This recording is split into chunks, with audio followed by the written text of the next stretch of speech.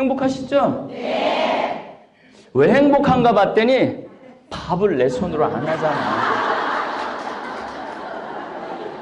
아니, 주부가 밥하는 일이 얼마나 이게 짜증나고 힘들고 어려운 일이에요.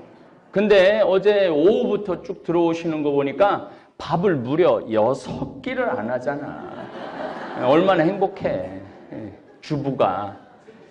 그리고 경치가 아름답죠? 예. 그래서 여러분들한테 이런 인생을 살아가면서 이런 보너스의 시간이 필요해요.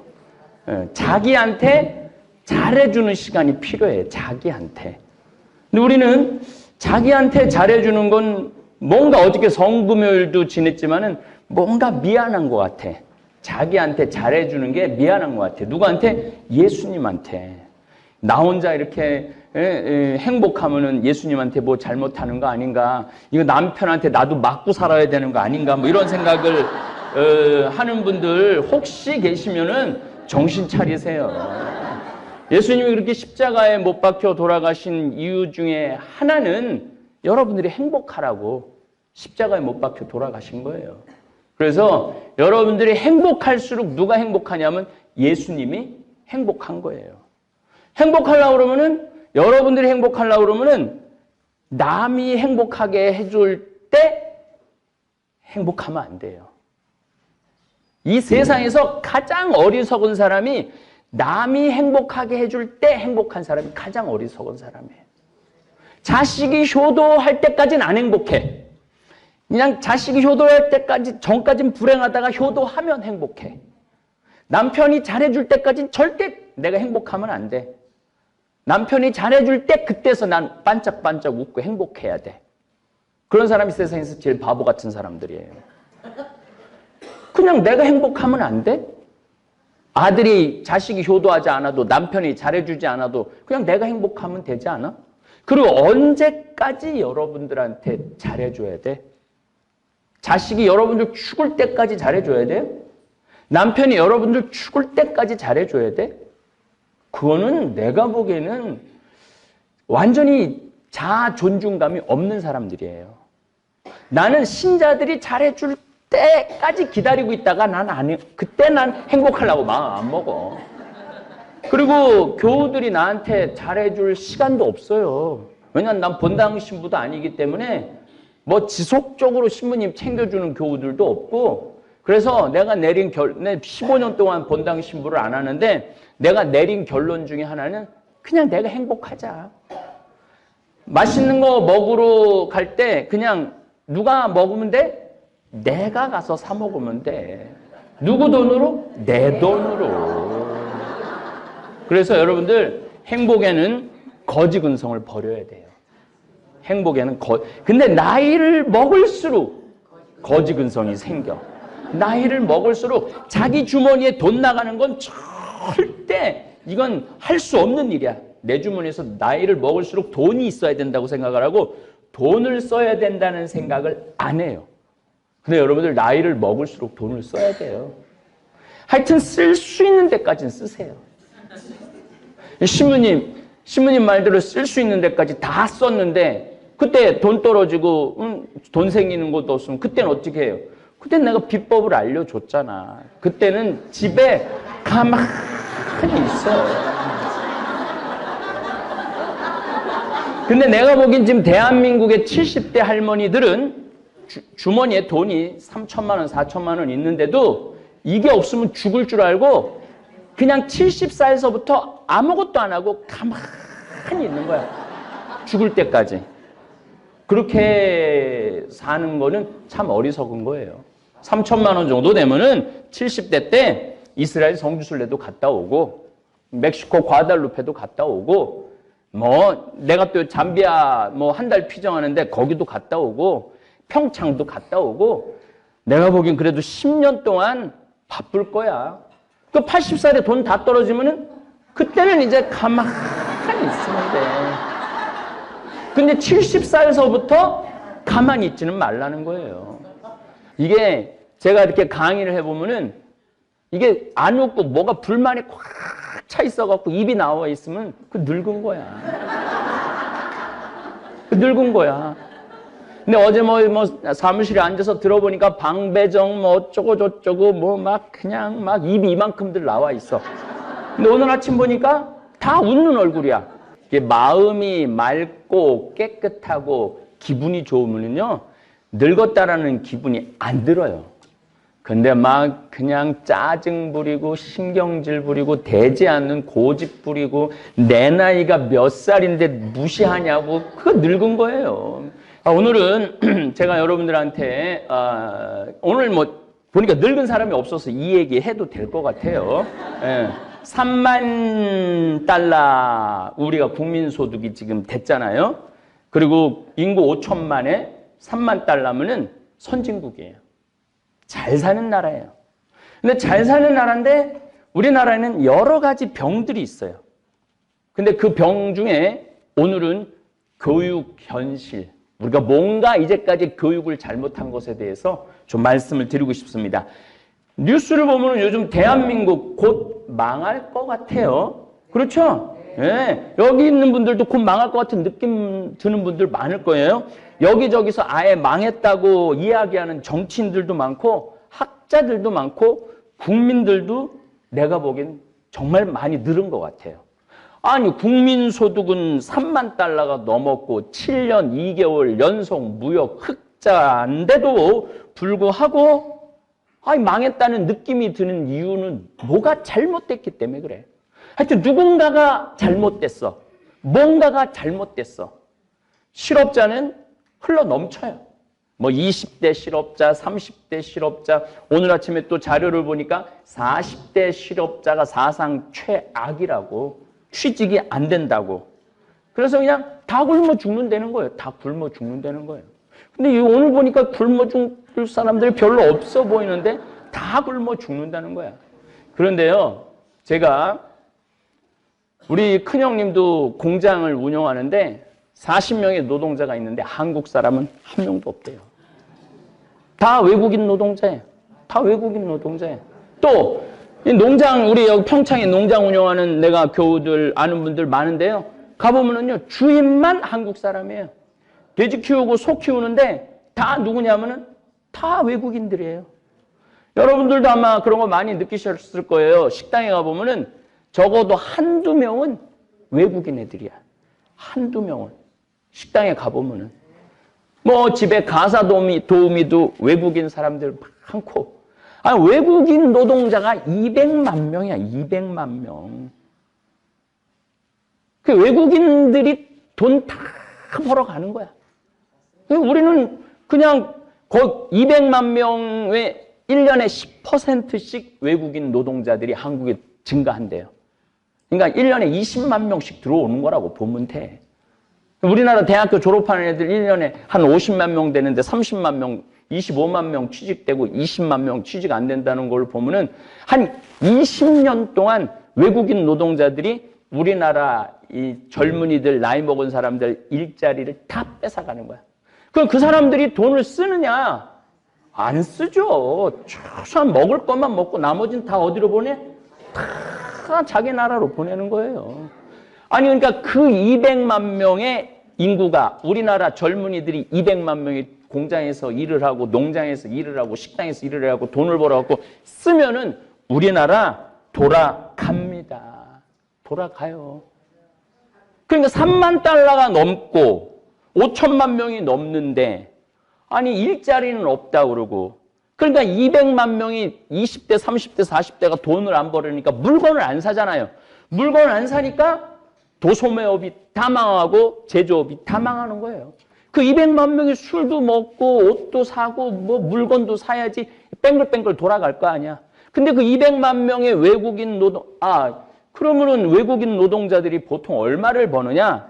여러분들 제가 많이 물어봤어요. 외국인들한테. 얼마 정도 받느냐? 대개 300만 원 선에서 돈을 받아요. 대개 300만 원 선에서 월급. 물론 뭐 식당에서 일하는 친구들은 한 180, 뭐 190 정도 받지만 우리 형님 같은 공장 같은 데는 300 정도 받는다는 거예요.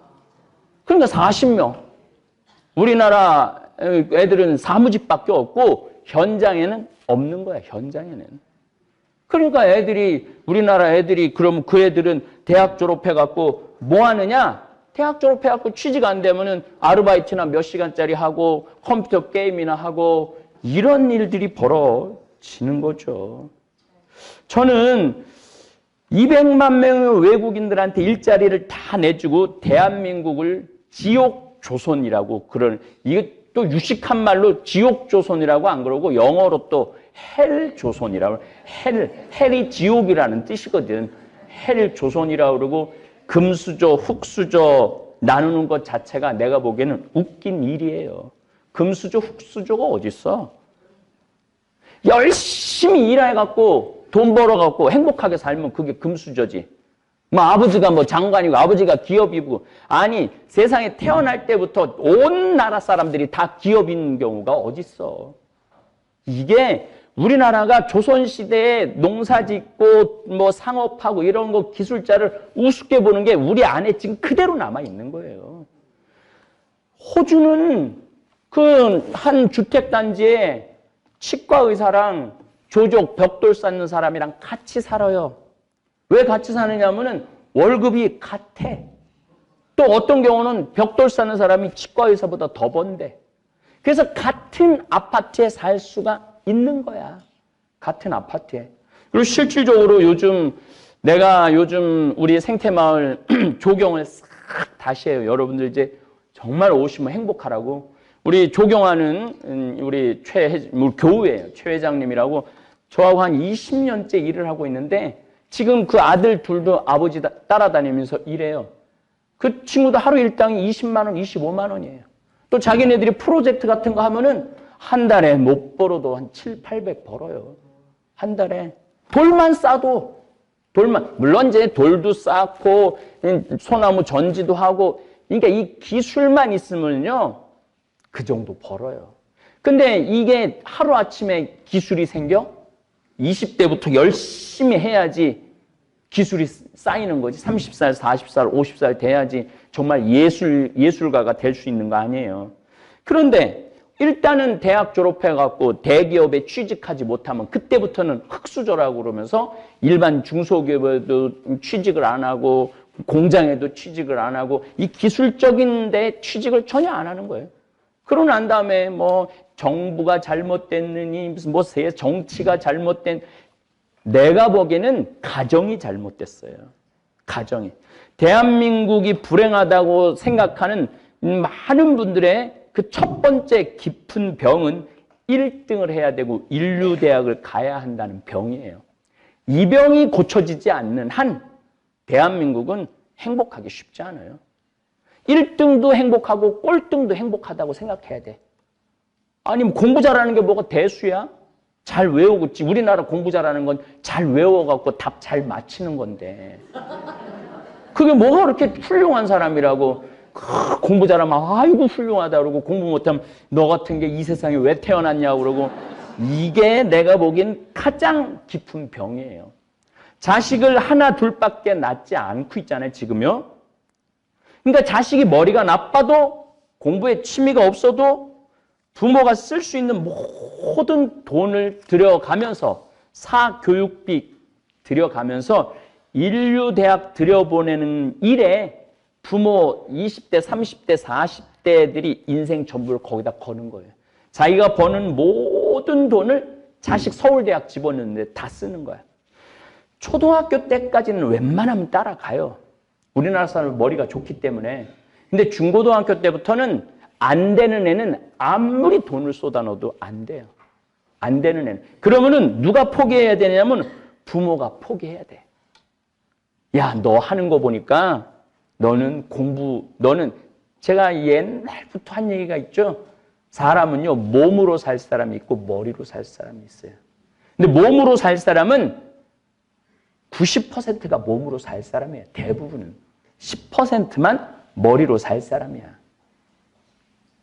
신문이 기준이 어떻게 되느냐? 예전에는 한 반에 한 6, 70명 됐을 때 내가 기준을 반에서 10등 안에 들면은 머리로 사래고 11등부터는 몸으로 살래라고 내가 말씀을 드렸어요. 근데 요즘은 내 친구 중에 선생님이 있는데 한 반에 30명밖에 안 된대.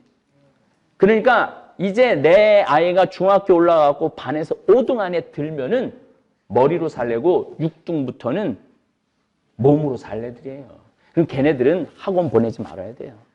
학원 보내지 말고 마음껏 뛰어 놀게 해줘야 돼. 누구하고? 엄마하고. 근데 이제 중고등학교 때 애들이 못 따라가면은 인류대학에 점점 멀어지면은 인류대학에 점점 멀어지면서 부모 자식 지간도 점점 멀어지는 거야. 사랑의 관계가 돼야 되는데 점점 원수의 관계가 돼. 그러니까 공부도 못하고 부모하고 사랑도 없는 거야. 그러니까 얘네들이 문제고 이 부모들이 내가 보기엔 문제예요. 그럼 인류대학은 몇 퍼센트가 들어가느냐? 상위 3%에서 5% 안에만 들어가는 거예요. 그러니까 100명 중에 서울대학, 연고대 가는 거는 3명 내지 4명만 들어가. 그러니까 나머지 95%는 태어나서부터 20년 동안 토요일, 일요일, 방학도 포기하고 오롯이 책상에 앉아서 공부만 하고 앉아 있는 거예요. 그런데 제가 보기에는 그 3%에서 5% 되는 애들은 중고등학교 때 그 어려운 거 다 이해하면서 소화가 돼. 근데 나머지 95%는 이해 안 되는 게, 그래서 수포자, 뭐 영포자, 그 수포자가 무슨 뜻이냐면 수학 포기자야. 수학을 포기할. 그러니까 만약에 중학교 때 수학을 포기하면은 얘는 인류대학 못 가는 거야. 근데 그걸 이해가 안 되는 걸 끌고 가려고 그러니까 애도 괴롭고 부모도 괴롭고 힘든 거죠. 그래서 제가 보기에는 대한민국의 첫 번째 깊은 병은 1등 병이야. 어렸을 때 실컷 뛰어놀고 운동 열심히 해서 몸도 마음도 튼튼한 아이들은 어디에 갖다 놓아도 살아요. 이게 아무것도 아닌 것 같은데 실질적으로 어렸을 때 공부 못한다고 구박 안 받고 괜찮다고 나가서 뛰어놀으라고 그래갖고 실컷 뛰어노는 애들은요 커서도 아무 문제 없이 살아요.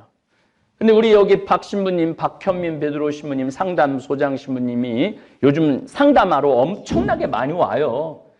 내가 보기에는 여기도 지금 상담받아야 될 사람 한 60%는 상담받아야 될 거야. 지금 마음 안에, 지금 자기 안에 있는 그 문제를 해결해야 되는데, 근데 하여튼 여러 케이스가 너무너무 많은데 대부분의 그 젊은 20대, 30대 아이들의 문제는 대부분이 어렸을 때 중고등학교 때 공부 못한다고 구박받은 애들이에요. 대부분이. 왜냐면 어렸을 때부터 엉덩이 두들기고 엄마가 아빠가 안아주고 우리 딸 우리 아들 최고 꼴등하는데도 우리 아들 우리 딸 최고라고 그러고 그냥 사랑한다고 그러고 꼴등하는데도 계속 그런 애들은요 우울할 수가 없어요.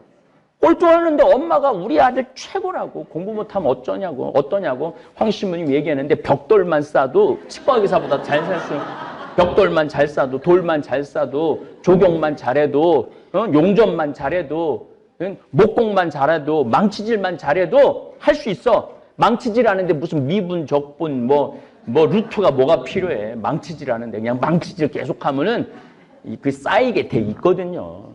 그러면 애가 스트레스가 없잖아요.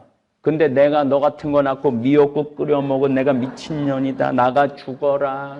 응? 그렇게 공부할 바에 네 아버지가 얼마나 고생해서 너를 공부시키는데 너 이것밖에 못하냐. 계속 이런 소리를 듣는 애들은요. 우울증에 걸릴 수밖에 없어요. 또 그런 말을 하는 부모의 영혼은 우울증에 걸릴 수밖에 없는 거예요. 우리가 이 병을 고치지 않으면은 대한민국이 10만 달러 국민소득 돼도 소용없어요. 왜냐하면 나머지 돈은 누가 다 갖고 갈 거냐면 외국인 노동자들이 다 갖고 갈 거예요. 그러니까 우리 그 형님 집에서 지금 한 10년째 일하는 베트남 직원은 한 달에 한 400만 원 정도 번대거든요. 거기에 빌딩을 갖고 있다는 거예요. 빌딩을. 베트남에. 여기 우리 중국 내가 뭐 이제 만나면 물어봐요. 직접 그 중국에 연변에서 온 분들 보면은 자기 지금 뭐 호텔 하나 사놨다고 그러고. 그러니까 여기 있는 돈은 다 어디로 갖고 가냐면은 뭐 중국으로, 베트남으로, 우즈베키스탄으로 다 이쪽으로 다 가는 거야. 그리고 그냥 우리나라는 3만 달러는 넘는데 쫄쫄 라면 끓여 먹고 뭐 저기 뭐 편의점에서 도시락 사 먹고 그러면서 흑수저니 뭐니 그런 얘기를 지금 하고 있는 거죠. 정말 수도 없이 제가 여러분들한테 이야기하지만 교육비 쏟아 넣은 돈으로 보험금이나 적금이라도 들어두면 자녀가 청년 실업, 청년 빚에 시달리지 않아요. 내가 애를 딱 낳았어. 그럼 얘한테 쏟아내는 거 나가서 엄마 돈 벌고 그러지 말고 그냥 남편 돈 버는 걸로 먹고 살면서 얘 지금 고등학교까지 전부 다 이제 무상교육이죠? 그러니까 나라에서 다 대주잖아요. 그러니까 거의 학비로 들어갈 게 없어. 그러면 그 20년 동안 한 달에 100만 원씩만 저금을 해봐. 애 졸업할 때 계산해 보니까 2억 4천 모을 수 있어. 얘는 고등학교 졸업하자마자 2억 4천 딱 생기는 거야. 그러니까 20년 동안 학원 안 다니고 맨날 뛰어놀았으니까 애는 튼튼할 거고. 엄마 아빠하고 사랑했다면은 얘는 엄마 아빠하고 원수 안 되고 멀지 않고 아주 가까울 거고. 2억 4천 쥐는 거 아니야. 그리고 대학 안 들어가면 대학에 또 들어가는 돈이 보통 한 1억 6천 된다고 그러거든요. 그럼 대학까지 안 가면은 얘는 4억을 질 수 있어. 4억을. 이게 웃을 일이 아니에요. 웃을 일이 아니에요. 절대 웃을 일이 아니에요. 내 이야기를 듣고 어렸을 때부터 자녀 학원 안 보낸 부모들 많아요. 내 본당 신부할 때 내가 이 이야기한 지 28년 되니까. 그리고 신부님 말대로 정말로 얘네들을 위한 보험, 적금 보뒀는데 학원 안 보내는 돈으로 그 전제 조건이 있죠. 학원 안 보내고 집에서 노는데 누구하고 놀아야 돼? 부모하고 놀아야 돼. 미국은 학교 딱 끝나면은 누구하고 있어야 되냐면 부모하고 있어야 돼요. 만약에 부모가 어디 파티를 가잖아요. 그럼 애 데리고 가야 돼. 파티장에. 그리고 애가 자기네들 모임에 가면은 누가 데려다 줘야 되냐면 부모가 데려다 주고 기다리고 있다가 데리고 와야 돼. 거의 부모하고 같이 있는 거야.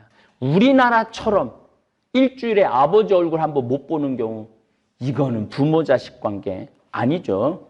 자, 그럼 이제 좀 구체적으로 좀 말씀을 드릴게요. 내 조카들이 정말로 서울대학은커녕 서울에 있는 대학도 졸업한 애가 한 명도 없어요. 내 조카가 6명인데. 근데 얘네들이 내 말대로 우리 형제들이 내 말 잘 들었어. 다 모아서 적금을 줬어. 적금을 줬는데 얘네들 가게 하나 차려주는데 1억이 채 안 되더라고요. 번듯한 가게 하나 차려주는데. 그러니까 다 차려준 거예요. 그 돈으로 학원 안 보낸 돈으로 1억을 차려줬는데 얘네들 지금 우리 첫 번째 한 해는 벌써 대학 졸업한 지 한 거의 10년 정도 되는데 얘는 지금 벤츠 타고 다녀요. 벤츠. 얘는 어느 학교 나왔느냐면 저 천안에 무슨 대학을 졸업했어요.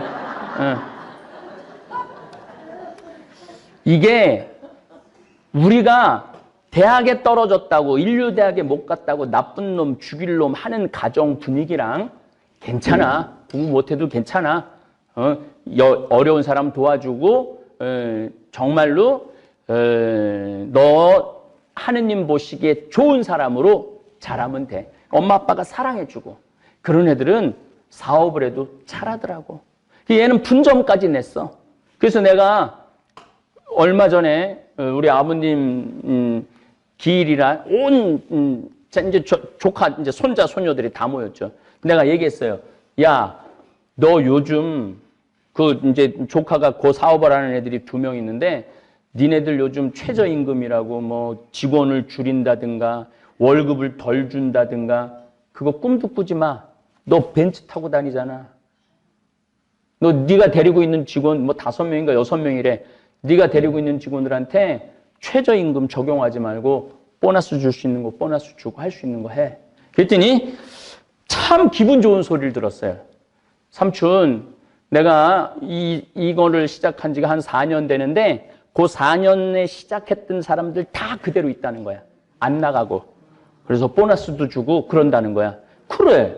그러면 넌 사업 잘 되고 얘 저 지방대학 나오네요. 저 지방대학 나오네요. 그래서 내가 얘기했어. 너 이제 5년 되면은 그 직원한테 그야말로 쉽게 말하면은 그냥 편의점 직원들이라고 생각하면 돼. 너 5년 정도 지나면 그 직원한테 제주도 가족 여행권 끊어줘. 다 같이 잘 살아야 돼. 너만 잘 살면 안 돼.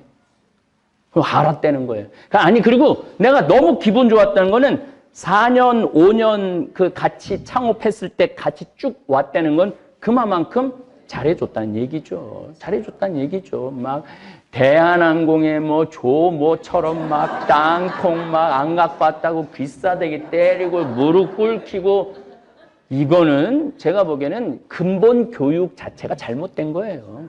1등병에 최고병에 해갖고 다 같이 잘 살아야죠. 대기업 다니지 않아도 인류대학 나오지 않아도 성실하고 즐거운 인생을 살면 돈도 충분히 벌게 되어 있고 행복하게 살 수 있어요. 근데 대한민국은 인생을 거꾸로 살아. 아이 때 행복하게 살아야 어른이 돼서도 행복하게 사는데 아이 때 공부하느냐고 행복할 시간이 없는 거예요. 그러니까 막 밤 11시 애들 어제 내가 오늘 뭐 늘 하는 얘기지만 다시 유튜브를 보니까 애들이 하는 얘기가 그래요. 새벽 1시까지 지옥이라는 거예요. 지옥. 그러니까 중고등학교 때 지옥을 살은 애들이 대학에 또 무슨 뭐 스펙 쌓아야 된다고 뭐 영어 해야 되고 뭐 해야 되고 무슨 자격증 있어야 된다 그러고 뭐 또 대학에 뭐 옛날엔 대학생들이 뭐 배낭 메고 놀러도 많이 갔는데 요즘은 그럴 시간도 없다는 거예요. 그래갖고 나중에 대기업에 들어가서 행복하라고 그러면은 아니 태어나면서부터 27, 8살까지 안 행복한 애가 대기업 들어간 날부터 행복할 것 같아요? 그거는 있을 수 없는 일이에요. 우리 인생에 나중에 행복한 건 없어요. 지금 행복한 사람이 나중에 행복한 거예요. 근데 우리는 항상 나중에 언젠간 행복하겠지. 내가 지금 참고 내가 열심히 돈 벌면 열심히 공부하면. 그래서 지금 대한민국은 거꾸로 살고 있어. 거꾸로. 행복하려면 언제 행복해? 지금 행복해야 돼. 지금. 그래서 내가 조카들을 만나서 항상 조카들한테 너 사업 잘하는 비법 삼촌이 하나 알려줄게. 너 이것만 하면은 너는 떼돈을 벌게 돼 있어. 실질적으로 얘네들 떼돈을 벌고 있고 그 비법이 삼촌 뭐예요? 딱 손님하고 눈이 마주치는 순간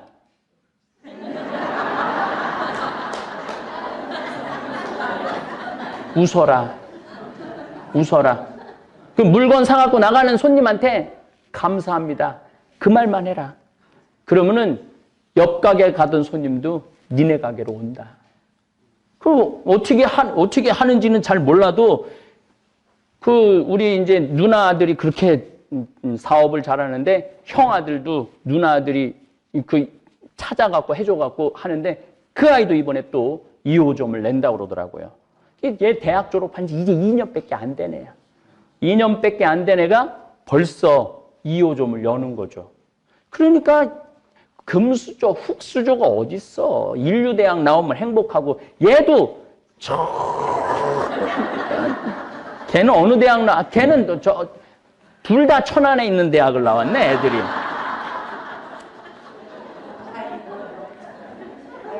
그러니까 대한민국 많은 부모들은 20년 동안 헛돈 쓰고 허송세월 보내는 부모들이 너무너무 많아요. 헛돈이에요, 헛돈.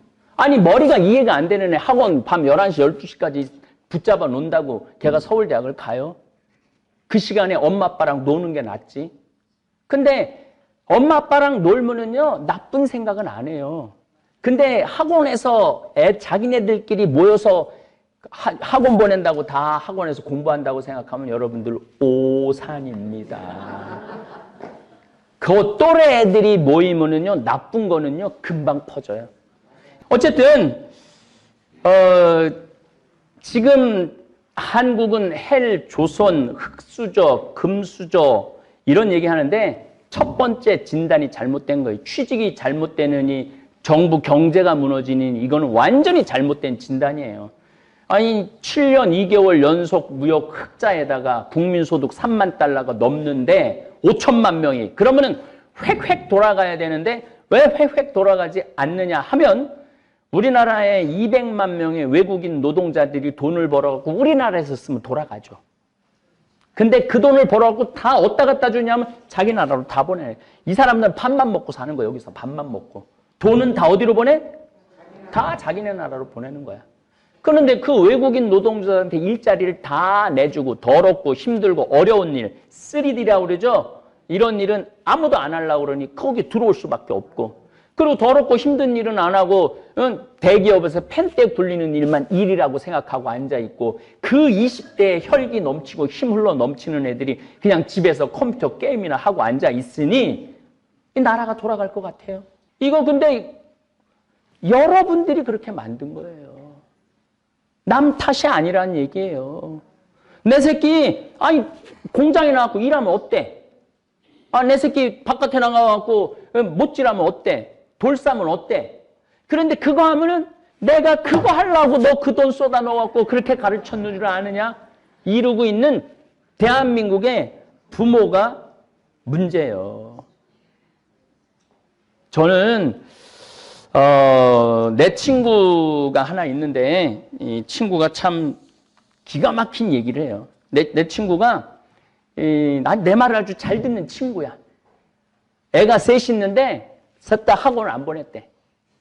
그리고 신부님 말대로 애들이 문제가 아니라 내가 문제여갖고 자기는 노후대책연금을 줬대. 지금 회사 생활하고 있는 아이예요. 얘는 자기 노후대책연금을 2개를 부어갖고 하나는 한 달에 한 120만 원 나오고 한 달에 한 50만 원 나오는 걸 부어놨대. 끝났대 다. 요새 10년, 15년 부으면 그거 다 되거든요. 그거 끝나고 자기는 65살서부터 기본적으로 170만 원이 나온대. 기본적으로. 그리고 회사 연금이 뭐 한 200만 원 정도 국민연금이 나올 수 있도록 다 해놨대. 370만 원이 죽을 때까지 나오는 거야. 그러니까 얘는 지금 나 55살인데 나하고 친구니까 얘는 애들을 봐도 하나도 걱정이 안 되는 거야. 아무리 공부를 못하고 제대로 학교를 못 나와도. 그러니까 뭐 애들이 뭐 물리치료사 뭐 이런 거 저런 거 뭐 다 해갖고 그냥 버는데도 걔네들도 스트레스 하나도 안 받는 거야.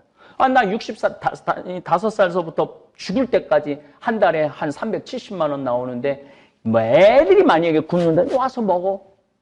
자기는 늙어서도 돈이 나오니까.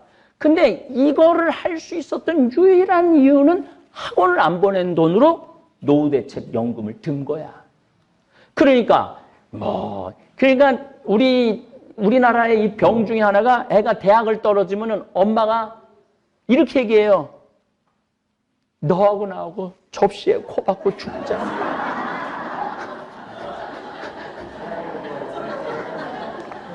아니 대학 떨어지는 게 접시에 코 박고 죽을 일이야? 등록금이 700만 원이더라고. 뭐 그다음에 얘가 좀 멀리 뭐 가면은 뭐 방세, 뭐 책값, 뭐 생활비 이런 거 다 합치면은요 보통 한 학기에 1,000만 원 정도 들어가요. 그 4년이면은 8천만 원이야. 8천만 원. 그 어쩌고저쩌고 하면 1억. 거기다가 또 엄마 나 저기 뭐야 중간에 뭐 해외 연수 좀 보내줘. 그럼 막 2억 훌쩍 넘어가는 거. 그 2억하고 한 살서부터 20살 때까지 2억하고 얘는 그거를 전부 다 노후대책연금으로 보둔 거야. 그러니까 돈 자연스럽게 나오고 애한테 스트레스 안 주고 부모도 뭐 처음부터 포기했으니까 우리 애가 서울대학을 못 들어가고 패배감 이런 거 하나도 없고 그리고 죽일 놈 살릴 놈 뭐 너 같은 거 낳고 내가 미역국 끓여 먹은 내가 미친년이다 미친놈이다 뭐 이런 얘기 안 해도 되고 애들도 토요일날 일요일날 엄마 아빠랑 언제나 식사하고 맛있는 거 하고. 그래서 대한민국의 첫 번째 병은 지금 경제가 나쁜 것도 아니고 정부가 정책을 잘못하는 것도 아니에요. 누가 정책을 잘못하느냐? 부모가 정책을 잘못하는 거예요. 부모가. 남들 다 학원 보내는데 내만 안 가면 내만 바보 되는 것 같은데 그 학원 가는 애들이 바보 애들이에요. 학원 가는 애들이 학원 보내는 부모가 바보고. 그러니까 병이라는 게 내가 그래서 지금 이 목을 내갖고 목청을 놓아갖고 얘기하는 거 아니에요. 그리고 내가 왜 이런 얘기를 이렇게 자신 있게 얘기하느냐면 우리 조카 6 전부 다 지방대학 나온 애들이야. 공부 못했다고 부모들이 한 번도 혼낸 적 없는 애들이에요. 그런데 걔네들 살아가는 모습을 보면 어렸을 때 밝고 맑게 자랐던 애들은 커서도 밝고 맑더라 이거예요. 근데 어렸을 때 공부를 잘하든 못하든 잘하는 애는 잘해서 스트레스 받고 못하는 애들은 못해서 스트레스 받는 애들은요 나중에 커서도 인간관계도 못 맺고 형제 우애도 안 좋고 부모 자식도 안 좋다 이거예요. 그러니까 대한민국의 첫 번째 병은 정치에 있는 것도 아니고 경제에 있는 것도 아니고 어디에 있느냐면 가정에 있는 거예요. 가정. 우리는 교육의 의미를 잘 모르는 것 같아요. 교육은 학교가 시키는 것이라고 생각하고 부모는 애한테 아무것도 안 가르쳐. 근데 여러분들 교육하고 공부는 다른 거예요. 교육은요. 인간이 어떻게 살아야지 인간답게 살 수 있고 어떻게 살아야지 행복하게 살 수 있고 이걸 가르치는 게 교육이에요. 공부는 수학, 영어 잘하는 게 공부지. 그러니까 대한민국 애들은 공부는 배워도 교육은 안 배우는 거야. 이거 문제가 많지 않아요? 아, 내가 장가를 가야지 이게 확실히 얘기를 하는데 이게 장가를 안 가갖고 얘기를 못하는 게 참. 유대인들을 얘기를 좀 할게요. 제가 한번 유대인의 교육에 대한 이야기는 한번 따로 꼭지를 내서 여러분들한테 말씀을 드리겠습니다. 유대인들은 13살이 되면은요, 애 통장에 5만 달러를 넣어준대요. 5천만 원을. 그래갖고 그걸 가지고 애하고 얘기를 했는데 어느 주식, 우리처럼 또 무슨 뭐 위험한 주식 뭐 이런 거 말고 그냥 5년, 10년 묻어둘 주식을 애하고 상의해서 사둔대. 그래갖고 13살짜리가 5천만 원이 자기 통장에 있고 그 주식에 가 있어. 그래갖고 일주일에 한 번, 2주일에 한 번 엄마 아빠하고 꼭 확인을 한대요. 야, 주식이 올랐다. 그러면 얘는 왜 올랐는지, 왜 떨어졌는지 정치, 경제, 세계 다 그냥 공부되는 거야. 아니, 내 주식이 지금 오르고 내 주식이 떨어졌는데 그것도 13살짜리 애 통장 안에 5천만 원 있어갖고 들락날락 하는데 얘가 사회, 경제, 정치에 관심이 있겠어요, 없겠어요? 제대로 된 교육을 해야 되는데 우린 그냥 학원만 보내면 있는 돈 없는 돈 쏟아갖고 좋은 학원, 강남에 해보는 그게 교육이라고 생각하는 게 병 중에 병이라는 거예요. 대학은 나왔지. 20년 동안 그렇게 해갖고 내가 말하는 대학은 인류대학 얘기 아니에요. 그냥 대학 나온 얘기 하는 거예요. 그냥 대학은 나왔는데 자기가 인류대학 나왔다고 착각하는 거예요. 그래서 더럽고 힘들고 어려운 일은 안 하고 양질의 일만 찾아 떠나기 때문에 더럽고 힘들고 어려운 일들은 외국인 아이들이 다 하는 거예요. 그래서 그 돈 다 자기네 나라로 보내고 우리는 일이 없다. 경제가 안 돌아간다. 20대, 30대, 40대가 돈을 써야지 경제가 돌아갈 거 아니야. 근데 얘네들이 돈을 벌어야지 돈을 쓸 거 아니야. 그럼 취직을 해야 되는데 대기업은 5%, 10%밖에 못 들어가고 나머지 못 들어가면은 그때부터 헬조선인이 흑수저니 그렇게 얘기를 하는 거예요. 여기 내가 이제 문경도 이제 집을 이제 짓기 시작을 할 건데 거기 보면은요 다 외국인 애들이 와서 집을 줘요. 그러니까 집도 다 외국인 애들이 다 벌어 가는 거야. 기술이 없는 나라는 망할 수밖에 없어요. 베네수엘라는 석유 매장량이 세계 1위인데 모든 물품을 수입을 해서 썼어요. 기술을 축적하지도 않고 종이 만드는 공장도 없었어요. 결국 석유가 이렇게 펑펑 나오는데도 먹을 물이 없어서 나라를 탈출하는 사람이 수백만 명이에요.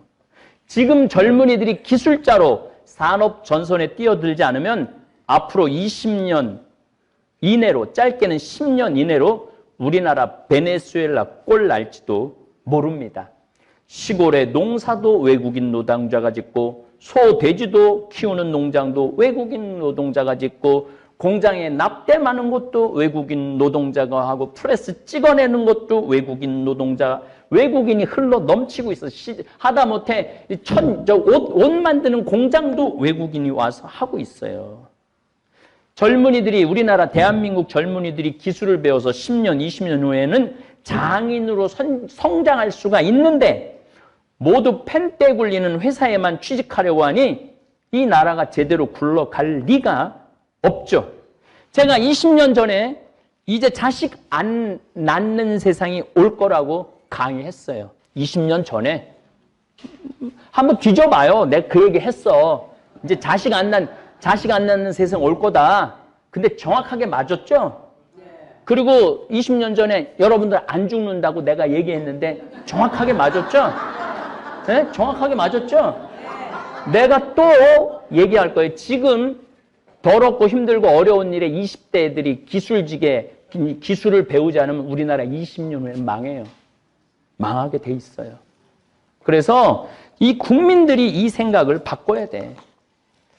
그래서 나는 이거 아무리 말해도 소용이 없더라고. 그래서 내가 아주 요즘 가슴이 벌렁벌렁거리는 프로젝트 하나를 내가 지금 생각하고 있어요. 이제 문경이 뜻하지 않게 생겼잖아요. 그럼 여기는 뭐 피정객들이 너무너무, 여긴 정말 피정하는 분들이 오는 거야. 근데 문경은 많은 프로젝트를 할 수 있겠더라고요. 거기는 땅도 넓고 할 수 있는 공간이 너무너무 많아. 그래서 열심한 우리 젊은 천주교 신자들, 저지방대학, 난 저지방대학까지 갈 것도 없다고 생각해. 이 강의를 듣는 대한민국 천주교 신자, 열심한 신자 엄마 아빠들 내 말을 잘 새겨 들으세요. 나는 한다고 그러면 거의 하니까. 문경에 정말로 열심한 아이들 대학 졸업하지 않아도 아무 상관없어. 우린 지금도 대학 졸업하나 고등학교 졸업하나 첫 월급은 230만 원이야. 그 월급 우리 많이 주더라고. 내가 어저께 자료를 보니까 첫 월급은. 그리고 나는 학력 전혀 따지지 않는 사람이야. 내가 보기엔 여기 명문대학 나온 사람들 많이 왔다 갔는데 일주일 만에 가는 사람 많아요.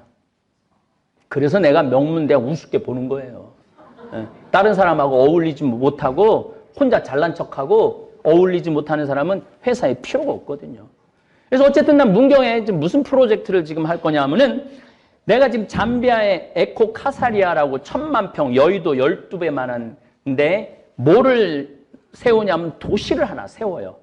그러니까 세우다 보니까 뭐가 필요하냐면은 전기, 배관, 토목, 중장기, 조적, 조경, 농사, 가축, 농장 이 모든 기술자가 다 필요해. 그래서 아예 이제 원정대를 꾸밀 거야. 미션 원정대를 꾸밀 거야. 고등학교 졸업한 애들 중에 열심한 천주교 신자 애들. 뭐 사명감. 그래서 이런 나는 봉사활동 하다가 살 거야. 봉사활동 하다가 나는 죽을 거야. 나 이제 돈 버는데 사실은 3만 달러가 넘으면은 그렇게 살아야 돼요. 돈 그렇게 많이 필요하지 않거든. 아까 말했잖아요. 애들 학원 안 보내고 연금 들어두면은 죽을 때까지 한 달에 한 350에서 400원 버니까 그러니까 엄마 아빠 부양도 신경 안 써도 되고 내가 정 먹을 게 없으면 엄마 아빠 집에 가서 먹어도 되고 그리고 그냥 막 경쟁사회에 뛰어들어가고 막 서로 막 시기하고 질투하고 막 시험 봐갖고 떨어지고 막 밀어내고 막 끌어내리고 막 이러지 말고 이런 기술을 다 배우면은 한 번에 50명씩 젊은이들 팀을 만들어갖고 카사리아 도시 건설하는데 보낼 거예요. 월급을 안 주느냐? 최저임금 230만 원 적용해갖고. 그러니까 얘네들은 기술도 있고 가서 이 아프리카의 도시도 건설하고 의미 있게 사는 거지. 그리고 그렇게 살다가 보면 인생이 참 즐거워요. 내가 시키는 대로만 살면은 즐겁게 살 수 있어. 시키는 대로만. 그래서 옆에 지금 앙골라, 탄자니아, 이 나미비아 이런 나라들이 있는데 많이 우리 이런 프로젝트를 해달라고 많이 오는 거야. 그러니까 제1원정 별동대, 제2원정 별동대 이렇게 해갖고 정말로 우리나라에 머리 나쁘고 마음 착하고 몸 튼튼한 애들만 뽑아갖고 문경에서 이제 영적인 훈련이 돼갖고 그래갖고 그런 데 가갖고 봉사활동하면은 거기만 보낼 거야. 뭐 인도, 남미 얼마나 보낼 데가 많아요. 시무인 그 돈은 어디서 돈은 난 한 번도 걱정한 적이 없어요. 걔네들이 그렇게 하면 그 값 다 해. 다 자기 벌 건 다 하더라고. 그러니까 우리가 이렇게 꾸며줘갖고 그러니까 더럽고 힘들고 어려운 일을 하는 걸 창피하게 생각하지 않고 더럽고 힘들고 어려운 일을 빛을 만들어주는 거는 지금 제3국에 전부 다 파견해갖고 도시 만들어주고 거기 아주 기가 막힌 이제 정말 예술 작품들을 만들어 놓는 정도까지. 그래서 이 원정대 친구들이 한 5년, 10년 정도 지나고 나면 한국에 들어오면은 내가 보긴 뭐 없어서 얘네들은 취직할 데가 없어서 어서 모셔갈 정도로 그런 지금 계획을 해요. 그러니까 내가 고민하다가 이건 남 탓할 것도 아니고 정부 탓할 것도 아니고 내가 머리 나쁘고 착하고 튼튼한 애들을 뽑아갖고 내가 이걸 뭔가를 좀 하나 만들어야 되겠다. 이게 어떻게 보면은 이 운동이 성공을 하면은 아마 우리나라에 좋은 표본이 되지 않을까 그런 생각을 합니다. 이 인생은 길어졌습니다. 의학의 발달과 생활 수준의 향상 덕분에 우리는 이전 세대보다 훨씬 더 긴 시간을 살아갑니다. 그런데 이 길어진 인생 앞에서 많은 분들이 막연한 불안을 느낍니다. 특히 자녀를 둔 부모라면 아이의 미래를 위해 지금 이 순간 무엇이든 해주어야 한다는 강박에 사로잡히기 쉽습니다. 학원비로 통장이 비워지고 아이의 성적표를 볼 때마다 가슴이 철렁 내려앉습니다. 그렇게 모든 에너지를 자녀에게 쏟아붓다 보면 정작 자신의 삶은 뒷전으로 밀려납니다. 하지만 여러분, 우리에게 남은 시간도 결코 짧지 않습니다. 아이를 위한 헌신은 아름답지만 그 헌신이 자신의 미래를 저당 잡는 일이 되어선 안 됩니다. 요즘 부모들에게 교육은 단순한 배움의 문제를 넘어섰습니다. 그것은 불안의 다른 이름이 되었습니다. 아이가 좋은 대학에 가지 못하면 어쩌나, 남들보다 뒤처지면 어쩌나 뜻없는 걱정이 마음을 짓누릅니다. 그래서 더 많은 학원을 보내고 더 비싼 과외를 시킵니다. 옆집 아이가 수학학원을 3군데 다닌다는 말을 들으면 우리 아이도 뭔가 더 해야 할 것 같은 조급함이 밀려옵니다. 아이의 성적이 곧 부모의 자존심이 되는 시대입니다. 성적표의 숫자 하나가 내 양육의 성패를 증명하는 것처럼 느껴집니다. 이런 불안은 어디서 오는 걸까요? 사회가 만들어낸 경쟁의 구조 속에서 우리는 끊임없이 비교당하고 또 비교합니다. 누구는 어느 대학에 갔다더라. 누구는 벌써 좋은 직장에 들어갔다더라. 이런 이야기들이 귓가를 맴돕니다. 그러다 보니 아이가 지금 행복한지, 무엇을 좋아하고 어떤 꿈을 꾸는지는 중요하지 않게 됩니다. 오직 점수와 등수만이 중요해집니다. 부모는 아이를 위한다고 생각하지만 정작 아이는 그 무게에 짓눌립니다. 공부하라는 잔소리는 늘어나고 대화는 줄어듭니다. 밥상에 둘러앉아도 할 말이 없습니다. 시험 점수와 학원 숙제 이야기만 오갈 뿐입니다. 그렇게 관계는 조금씩 멀어집니다. 부모는 아이를 위해 모든 걸 쏟아붓는데 왜 아이는 고맙다는 말 한마디 없는지 서운합니다. 아이는 아이대로 자신의 마음을 몰라주는 부모가 답답합니다. 서로를 위한다고 하면서도 서로에게 상처를 줍니다. 이 불안의 악순환 속에서 가장 큰 희생자는 결국 부모와 자녀 둘 다입니다. 부모는 지쳐가고 아이는 마음의 문을 닫습니다. 이것이 정말 우리가 원했던 교육의 모습일까요? 진짜 교육은 무엇일까요? 비싼 학원에 보내고 유명한 선생님을 찾아다니는 것이 교육의 전부는 아닙니다. 물론 아이에게 필요한 배움의 기회를 제공하는 것은 중요합니다. 학교 공부를 따라가는데 도움이 필요하다면, 아이가 진심으로 좋아하는 분야를 더 깊이 탐구하고 싶어 한다면 그런 배움은 의미가 있습니다. 하지만 실제로는 어떤가요? 아이가 원하지도 않는 학원에, 성과도 보이지 않는 곳에 계속 보내면서 단지 남들도 다 한다는 이유로 뭐라도 해야 할 것 같다는 불안 때문에 돈을 쓰고 있진 않나요? 교육의 본질은 삶을 배우는 것입니다. 수학 공식을 외우고 영어 단어를 암기하는 것도 필요하지만 그것만으로는 충분하지 않습니다. 아이가 세상을 살아가는데 정말 필요한 것은 무엇일까요? 책임감, 배려심, 회복 탄력성, 자기 자신을 돌보는 법, 다른 사람과 건강하게 관계 맺는 법, 실패를 받아들이고 다시 일어서는 용기, 이런 것들은 학원에서 가르쳐주지 않습니다. 부모와의 관계 속에서, 일상의 경험 속에서 배우는 것들입니다. 함께 밥을 먹으면서, 이야기를 나누면서, 때로는 갈등하고 화해하면서 배우는 삶의 기술들입니다.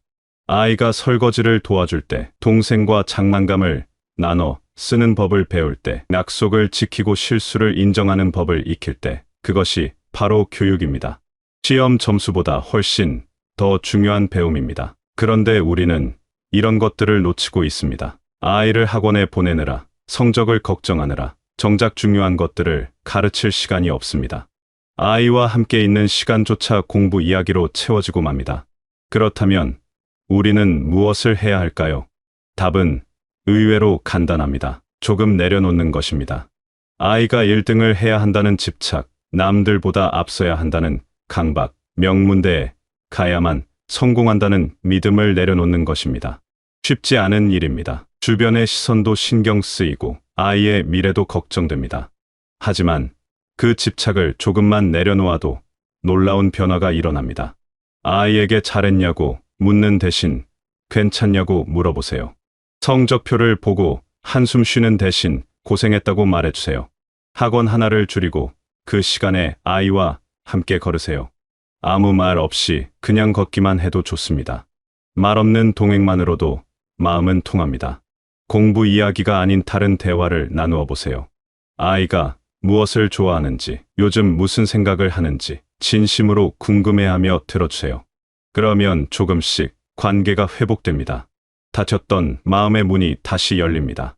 부모의 진심이 전해지면 아이도 변합니다. 억지로 시켜서 하는 공부가 아니라 스스로 찾아서 하는 배움이 생깁니다. 부모가 인정해주고 믿어주면 아이는 자신감을 얻습니다. 실패해도 괜찮다는 것을 알면 더 과감하게 도전합니다. 사랑받고 있다는 확신이 있으면 어떤 어려움도 견딜 수 있습니다. 결국 우리가 아이에게 남겨줄 수 있는 가장 큰 유산은 재산도 학벌도 아닙니다. 사랑받았다는 기억입니다. 부모가 나를 있는 그대로 받아들이고 사랑했다는 그 따뜻한 기억이 평생을 지탱하는 힘이 됩니다. 이제 우리 자신에 대해 이야기해 보겠습니다. 많은 부모들이 자녀를 위해 헌신하면서 자신의 삶은 뒤로 미룹니다. 아이에게 더 많이 주기 위해 자신은 참고 아낍니다. 아이 학원비를 마련하느라 자신을 위한 지출은 최소화합니다. 아이의 미래는 열심히 준비하면서 정작 자신의 미래는 준비하지 못합니다. 그러다가 문득 정신을 차려보면 아이는 이미 자라서 독립했고 자신은 아무런 준비 없이 긴 미래를 마주하게 됩니다. 우리의 인생은 이제 정말 길어졌습니다. 자녀가 성인이 되고 난 후에도 수십 년의 시간이 남아 있습니다. 그 긴 시간을 어떻게 보낼 것인가? 이것은 단순한 경제 문제가 아닙니다.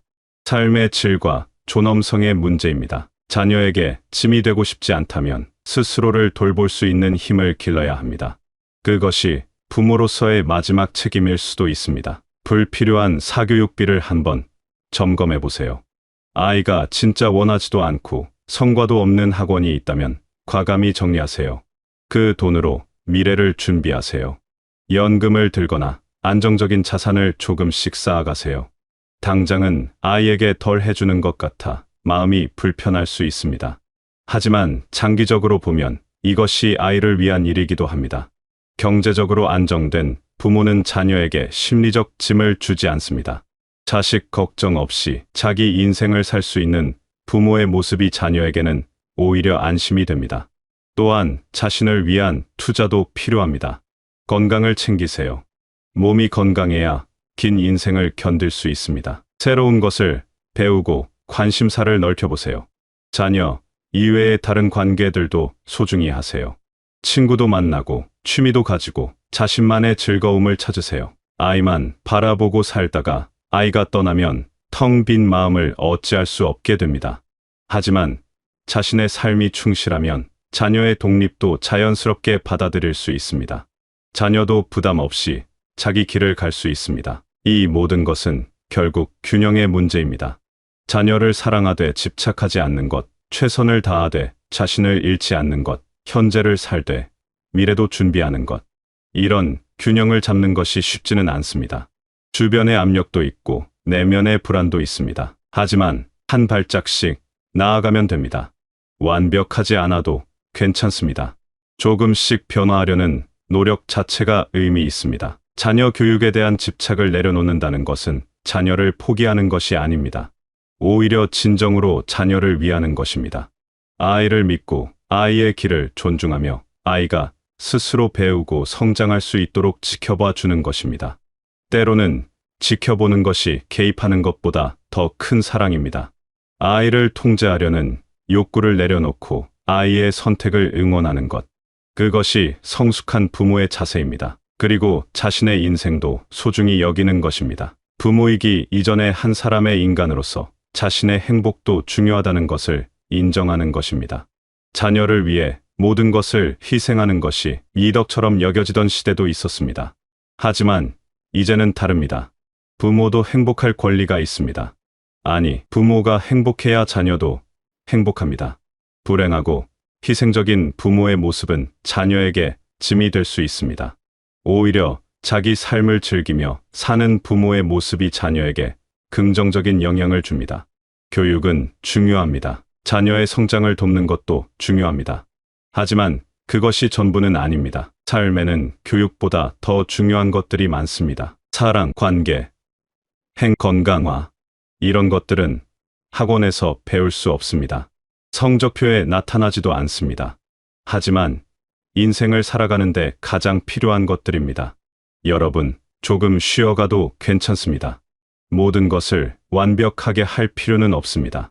남들과 비교하지 마세요. 각자의 가정에는 각자의 사정과 속도가 있습니다. 느리게 가도 됩니다. 때로는 멈춰서 쉬어가도 됩니다. 중요한 것은 방향입니다. 불안과 강박이 아닌 사랑과 신뢰로 나아가는 것입니다. 자녀와의 관계도 자신의 미래도 모두 지금부터 시작하면 됩니다. 늦었다고 생각하지 마세요. 지금이 바로 시작할 때입니다. 오늘부터 아이에게 조금 더 따뜻한 말을 건네보세요. 오늘부터 자신을 위한 작은 준비를 시작해보세요. 작은 변화들이 모여 큰 변화를 만듭니다. 교육 집착을 내려놓는다는 것은 포기가 아니라 지혜입니다. 무엇이 정말 중요한지 아는 것, 우선순위를 바로 세우는 것, 그것이 진짜 어른의 공부입니다. 이 인생의 후반을 준비하는 것도 공부입니다. 자녀를 믿고 기다려주는 것도 공부입니다. 자신을 사랑하는 법을 배우는 것도 공부입니다. 이 모든 변화의 시작은 작은 결심에서 출발합니다.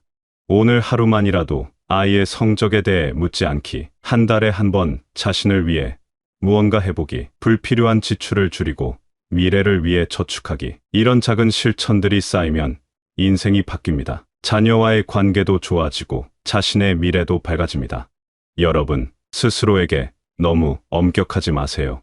완벽한 부모는 없습니다. 누구나 실수하고 후회하고 다시 시작합니다. 그것이 인간입니다.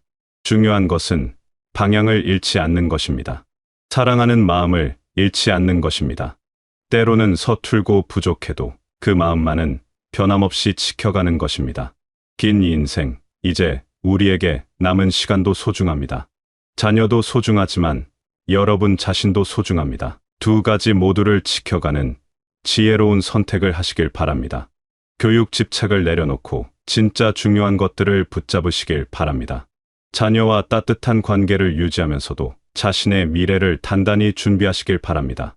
불안이 아닌 사랑으로, 강박이 아닌 신뢰로, 조급함이 아닌 여유로 남은 인생을 아름답게 채워가시길 바랍니다. 여러분의 선택이 지혜롭기를, 여러분의 마음이 평안하기를, 여러분의 미래가 안정되기를, 그리고 무엇보다 여러분과 여러분의 가족 모두가 행복하기를 진심으로 응원합니다. 내려놓는 용기를 내신 여러분께 깊은 존경과 따뜻한 위로를 보냅니다. 여러분은 이미 충분히 잘하고 계십니다. 조금만 더 자신을 믿고 자녀를 믿고 앞으로 나아가시길 바라겠습니다.